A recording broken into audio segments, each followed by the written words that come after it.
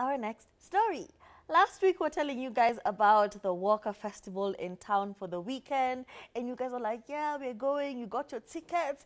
And then on Saturday, we looked at the mawingu, at the skies. And they were pregnant with rain. And we celebrated because we did not have tickets. We were like, itabidi mkuwe mermaids kama wataka kwenda kuona Rema. But you know, the first day actually went off without a hitch.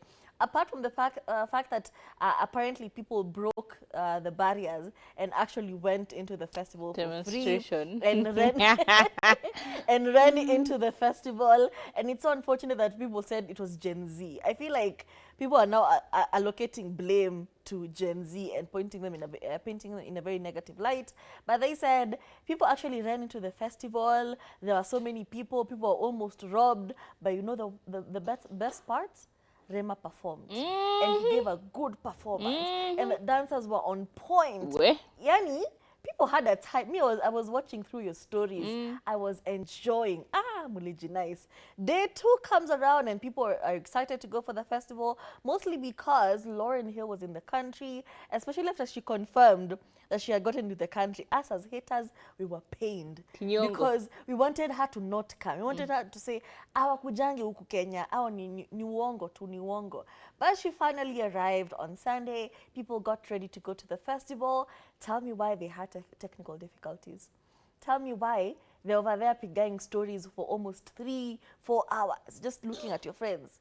At this point, I came to this festival to dance, to see Nyashinski, to see Ndegs, to see all the Kenyan artists, and then nimalize na Lauryn Hill around 12:30, alafu tuandamane nyumbani ama tuende second location. But now it's getting to midnight and nobody is performing. And guys actually tried to leave because what's this? Why are we still here and there's nothing happening? We only have Miss Amina Rabah trying to do PR and saying, guys, we're so sorry, please bear with us. But even that is not enough because I'm feeling frustrated for the price of that ticket. And then you say we're having technical difficulties. Anyway, fast forward, we're expecting after they fix their sound and everything, all the artists who did not perform at least going to be given like 10 minutes, I'm a 5 minutes, I'm a 15 minutes. But no, they went straight into Miss Lauryn Hill. And obviously artists like Nyashinski, who is a huge part of Kenyan concerts. As in, imagine missing a Nyashinski performance because of technical difficulties. And then up next, Miss Lauryn Hill. Like, who even opened for her? As in, she just went in raw, no preparation, no nothing. Anyway, Nyashinski did come out and say he apologizes. He said, I truly appreciate you for paying your hard-earned money and braving the harsh weather to come see me perform. We work our hardest to give you amazing performances. I sincerely apologize for not being able to do so this past Sunday. We were on site and ready to for the performance, but as confirmed by our partners, due to factors way beyond our control, we were not able to take the stage. We also saw the statement from Degs on Monday morning where he said he apologized for not being able to perform.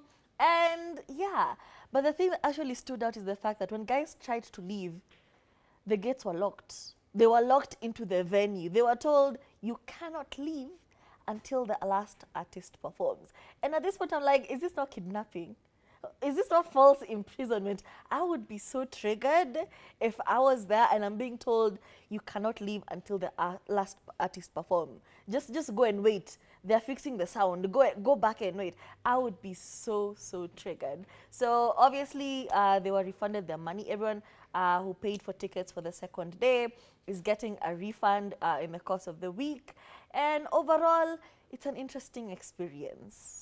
I don't know, that part for people being locked in the gate, I'm like, which gate? Because it's Kasarani. Like, if you've been to Laurent Garden, there's no gate. So where was this gate?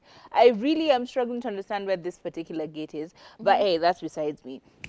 Honestly, I feel like it's kind of, it's like, as a person who's experienced this firsthand, artist Amekuja, the artist who's supposed to be doing the thing, comes very late. Obviously, everything else, or if you're having any major issues, these people are back to back to back to back, right? If you're having any major issues, it boils into the next artist performing and the next artist performing and so on and so forth.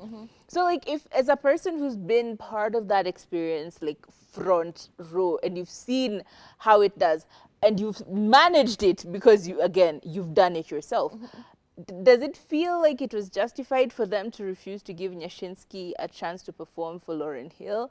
Only for Lauryn Hill not only to perform, but to keep popping in and out, give that performance that she gave. Her fans obviously were excited just to see her.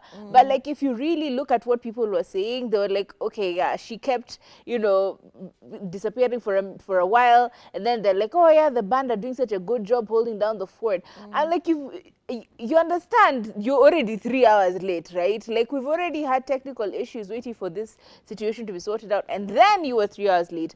Now, are you feeling like that's something that was justified? Because honestly, if you know, I just don't feel like it was justified. I none feel of like it was justifiable. they could have given at least Nyashinski a A chance to perform. chance, yes. Even if it's like to warm up the crowd from everything that has just happened. Because he has a Exactly. way. He is a performer. Yes. So even if they would have said Lauryn Hill aketi chini, Kidogo. let Nyashinski perform, that would have been justified. That would have been a good experience. But now on top of that, we've given this babe time to perform. Yeah, she's an icon. She's all of this.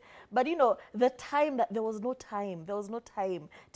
But she still had her sons Coming in. Pop in Like for small randomly. performance. She's Melissa and her performance. You know, they just show up. we're seeing BTS of the Sun on Instagram giving the guitarist, you know, like bass. As if all of this was just improv on them. Like, yeah, my son is coming. Yeah, the son is telling the guitarist, this is the beat. And I'm like, hey, That come was on. so unfair. That's the problem I have with how the artists were treated. Because honestly, these people could have had, I mean, to be honest, they could have had more than enough time to perform. If Nyashinski just held down the fort for 15-30 minutes, hiyo crowding wangekuwa wanaenda wapi? Wanajaribu kutoka gate wakaenda wapi Nyashinski. Do you know Nyashinski performing is, you know, he's a powerhouse. Anyway, my point is, I feel like it could have been managed a lot better, but hey, it is what it is. These things do happen how they happen. I can imagine trying to tell an icon that, oh yeah, just give it a second, we have another local artist who wants to perform. It can be very daunting. It can be very bad PR. So it's not justifiable either way. I feel like they could have done it a lot. They could have done a much better job of managing after the fact, you know? But that is besides me.